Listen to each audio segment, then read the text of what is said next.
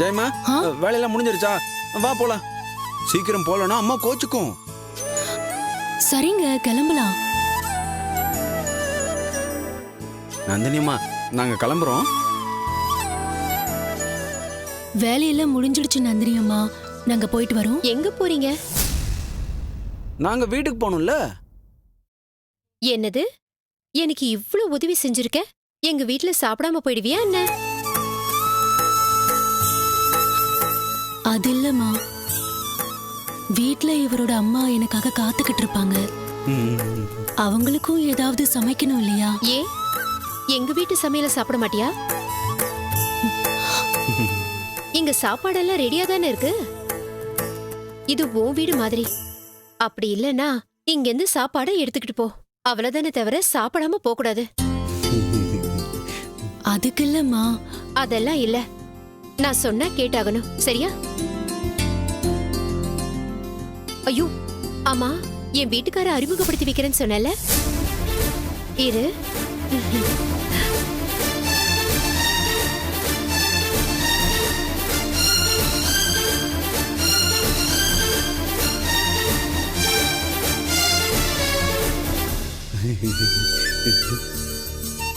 ஐயோ ஜெயமா, என்ன இப்படி இருக்க? முடியெல்லாம் களைஞ்சு போயிருக்கு பாரு. சீக்கிரம் சரி பண்ணிக்கோ. என்ன இது? உன்னை பத்தி சந்தோஷ ஐயா கிட்ட பெருமையா சொல்லியிருக்கேன். நீ பாக்குறதுக்கு நல்லா இருக்கணும்ல. சரி இரு, நானே சரி பண்றேன். இல்ல பரவாயில்லங்க, நானே சரி பண்ணிக்கிறேன். சரி பண்ணி இந்த பக்கம் இருக்கு பாரு, அதை சரி பண்ணிக்கோ. தொடச்சுக்கோ. இந்த இடத்துல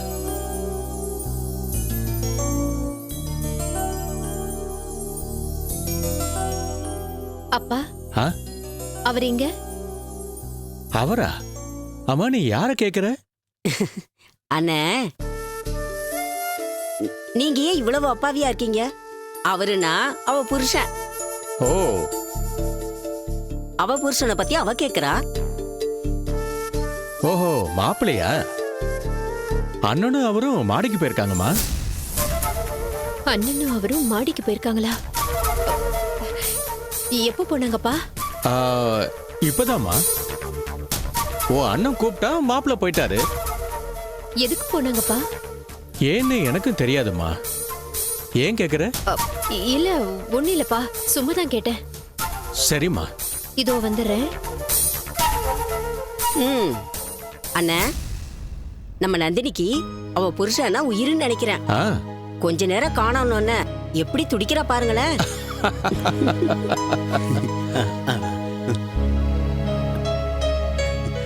நந்தினி அம்மா, சந்தோஷ் ஐயா எங்க?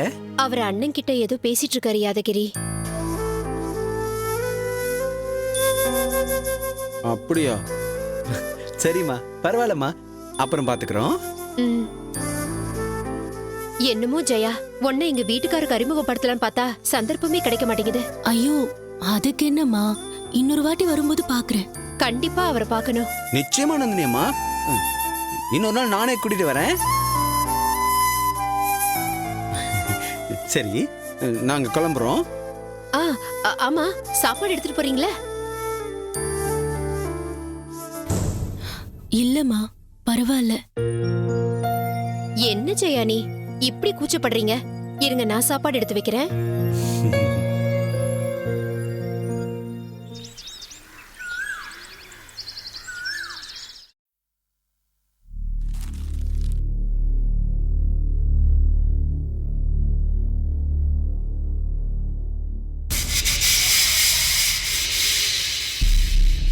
என்ன மாப்பிள்ள இதெல்லாம்?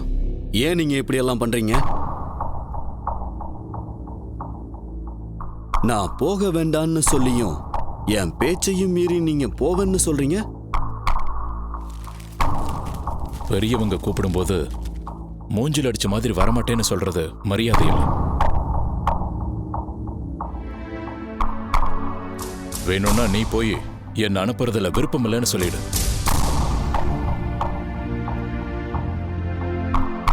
என் மாப்பிள்ளை பார்க்காம இருக்க முடியாதுன்னு சொல்லிடு. அதை விட்டுட்டு என்ன சொல்லுங்கன்னு எல்லாம் சொல்லாத. போறேன்னு சொல்றவங்கள தடுக்க எனக்கு ஒன்றும் விருப்பம் இல்லை. அன்னைக்கு நடந்ததை மறந்துட்டீங்களா?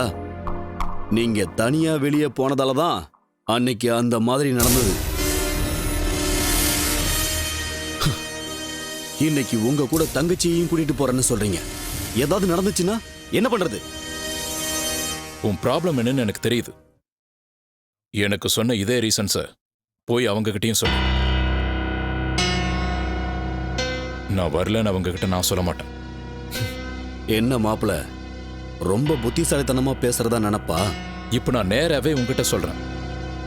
உன் வார்த்தையை நான் ஒன்றும் மீறல. உங்க அத்தையையும் அவமானப்படுத்த விரும்பல. என்ன சொல்ல நினைக்கிறியோ அதை நீயே சொல்லிடு.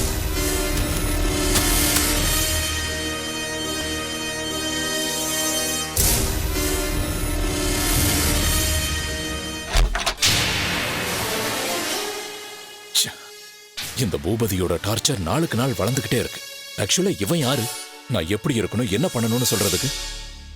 என் பொறுமையை இழக்க வச்சிருவான் போல இருக்கு. இடியட். அஜய், யாதகிரியும் ஜெயம்மாவும் கிளம்பி போயிட்டாங்க. இங்க பாருங்க ஜெய், யாதகிரியோட பொண்டாட்டி ரொம்ப நல்லவ. கொஞ்ச நேரம் தான் அவகிட்ட பழகின. என்னோட சொந்தக்காரங்க மாதிரி ஒரு ஃபீலிங் வந்துச்சு. என்னோட வேலையில எப்படி எனக்கு உதவி செஞ்ச தெரியுமா? உங்களுக்கு ஒரு விஷயம் தெரியுமா? இன்னைக்கு வந்த எல்லாருக்குமே அவ தான் சமைச்சா. அவ மட்டும் இன்னைக்கு வரலனா என்னால எதுவுமே செஞ்சிருக்க முடியாது. அப்பா, அவ எவ்வளவு ஆக்டிவா இருக்கா! அவ கூட இருந்ததுல எனக்கும் உற்சாகம் வந்துருச்சு. அப்படிப்பட்ட ஒரு பொண்ண நான் இது வரைக்கும் பார்த்ததே இல்ல.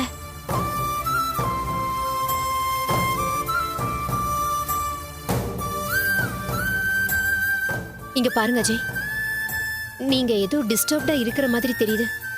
என்னால அதை புரிஞ்சுக்க முடியுது.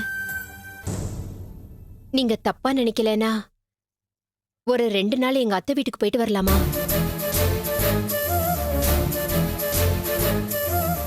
எனக்கு என்னமோ அங்க போனா ஏதாவது நல்லது நடக்கும்னு தோணுது. உண்மைதான் அஜய். கண்டிப்பா எங்க அத்தை வீட்டுக்கு போயிட்டு வந்தோம்னா நம்ம 2 பேருக்கும் நல்லது நடக்கும்னு என் மனசுக்கு தோணுது. உங்களுக்கு கூட சேஞ்ச் ஆஃப் பிளேஸ் இருந்தா நல்லது தானே? நீங்க எதுக்கும் கவலைப்படாதீங்க. உங்களுக்கு கண்டிப்பா நல்லது நடக்கும். Don't worry.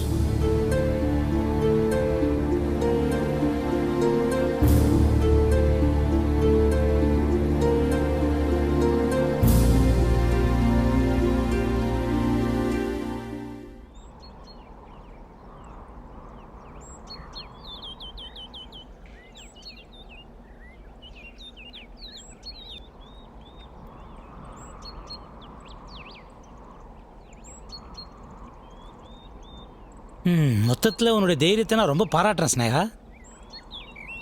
விடாமுயற்சிக்கு பேர் போன விக்ரமாதித்த மாதிரி ரொம்ப தான் போராடுற. ஆனால் இது எந்த அளவுக்கு ஒர்க் அவுட் ஆகுன்றதான் என்னுடைய டவுட்டு.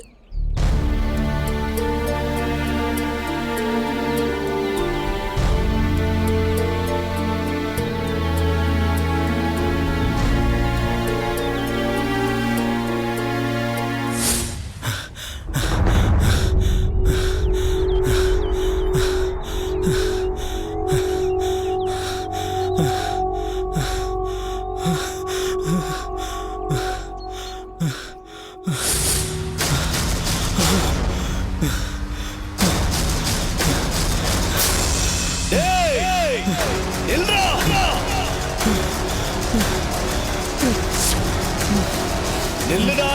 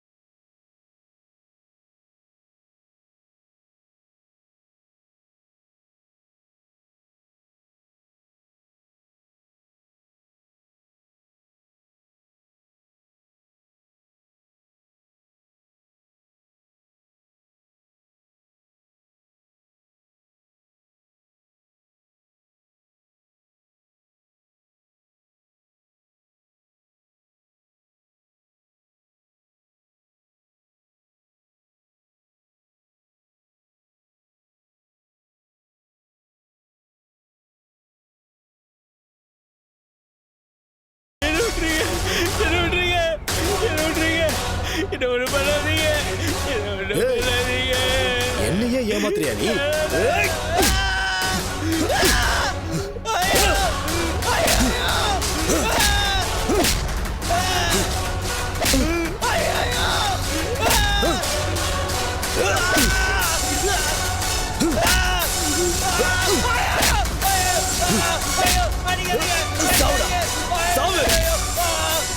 ஏண்டா டேய், என் வயலை எட்டி பார்க்க கூடாதுன்னு சொல்லிருக்கனா இல்லையா? ஆனா நீ கேட்க மாட்டல்ல. அண்ணா என்ன விட்டுருக்கடா, என்ன விட்டுருக்கடா, தெரியாம தப்பாட்டடா, என்ன விட்டுருக்கடா. விட்டுட்டேன்டா. அதனாலதான் நான் இவ்வளவு தூரம் வந்திருக்கேன். என் நிலத்தை எனக்கு தெரியாம இன்னொருத்தனுக்கு வித்துட்ட. என்னையும் என் நிலத்தை வாங்கினவனையும் சேர்த்துல ஏமாத்திருக்க. அவன் போலீஸ்ல கம்ப்ளைண்ட் கொடுத்தான். பெயில்ல வெளியே வந்திருக்கேன். அப்ப எனக்கு வந்திருக்கிற இந்த கோவத்துக்கு நான் உன்னை என்ன செய்யட்டும்? டேய், நான் நியாயத்தெல்லாம் நம்பி உட்கார்ந்திருக்க மாட்டேன். என் மனசை மட்டும்தான் நான் நம்புவேன். என்னோட மனசு நீ செஞ்ச ஏமாற்றத்தை பொறுத்துக்க முடியாம தவிக்குதுடா.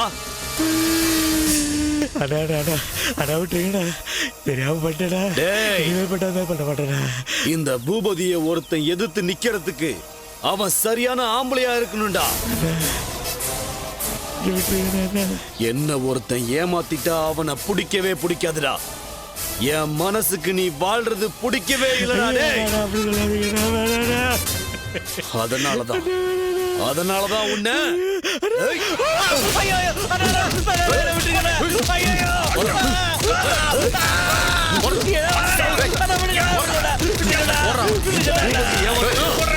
பாத்தியாமா? பார்த்தேன். ஆமா, யார் அவன்? நீ பார்க்கணும் பார்க்கணும்னு ஆர்வமா துடிச்சுக்கிட்டு இருக்கே அந்த பூபதி.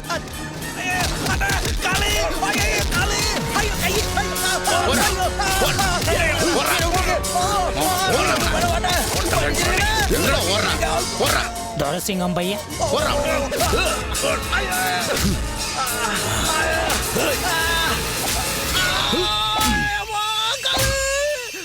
அவனுக்கு அடி தடி குத்து இதை தவிர வேற பாஷையும் தெரியாது, வேற வேலையும் தெரியாது.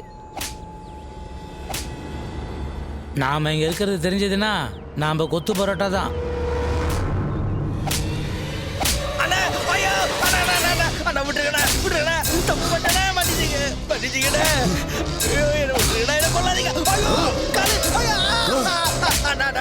பணத்துக்காக மர்டர் பண்றவங்க இருக்காங்க.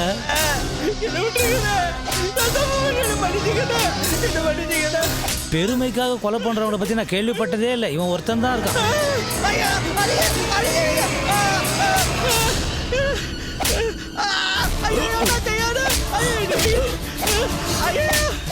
மகா மட சாம்பிராணி. ரத்தத்தை பார்க்கலன்னா அவனுக்கு தூக்கமே வராது.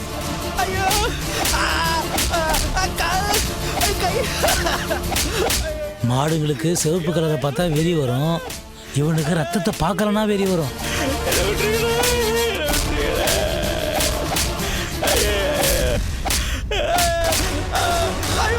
மண்டி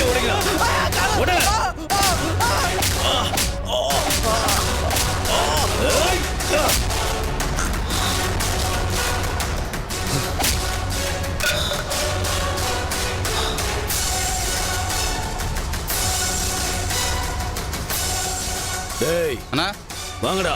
சரிண்ணா.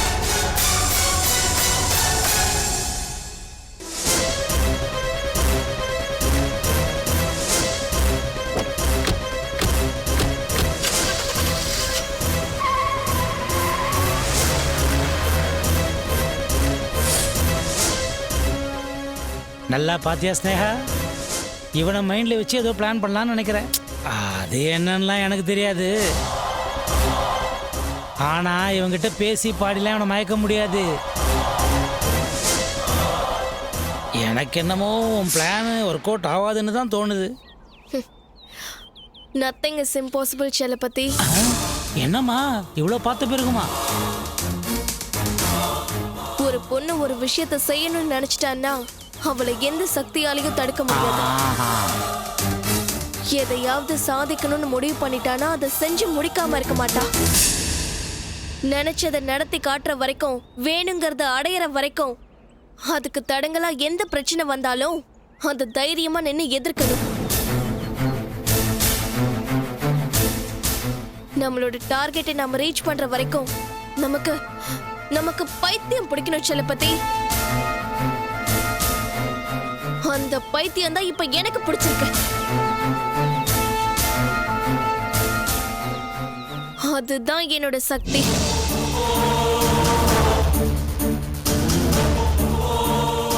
நான் நினைச்சதை செஞ்சு முடிக்கிறதுக்கு யார சந்திக்கணும், எப்ப சந்திக்கணும்னு எனக்கு நல்லா தெரியும்.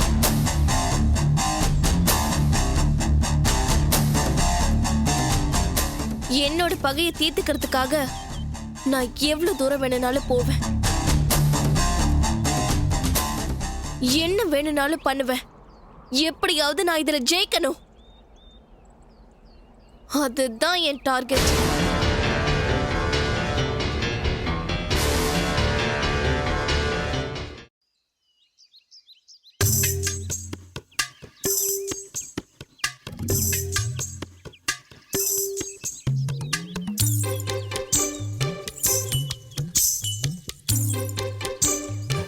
சாமி, என்ன கொடுமைடா இது. துளசியோட ரொமான்ஸ் பண்ணலான்னு பார்த்தா கடைசியில் ஸ்னேகா கிட்ட கையேந்த வேண்டியதாக போச்சே. இப்போ அவ சொன்ன எல்லா கேவலமான வேலையும் செய்ய வேண்டியதாக இருக்கே. அதை நினச்சா பயமாகவும் இருக்குது, கஷ்டமாகவும் இருக்குது. அவளுடைய முட்டாள்தனத்தில் நெருப்பு வந்து உழ. இப்படி கூட ஒரு காதல் பைத்தியம் இருக்கும். காதல்ன்றது அவ்வளோ பவர்ஃபுல்லா?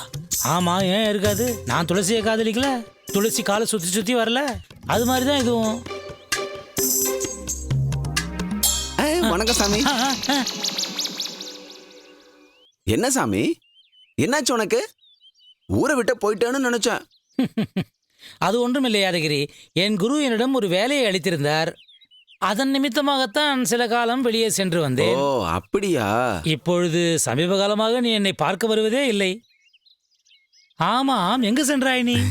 அதுவா சாமி, நான் வேலைக்கு போறேன். ஓ, வேலைக்கு செல்கிறாயா?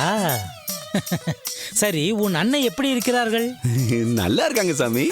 ஆமாம், உன் மனைவி எப்படி இருக்கிறாள்? அவளும் நல்லா இருக்கா. உங்க தயவால நாங்கெல்லாம் நல்லா இருக்கோம் சாமி. உங்ககிட்ட தான் கூட்டிட்டு வரணும்னு நினைச்சேன். சாமி, நீங்க இங்கதானே இருப்பீங்க சாமி? நான் இங்குதான் இருப்பேன் யாதகிரி. அப்போ நான் போய் கூட்டிட்டு வரேன்.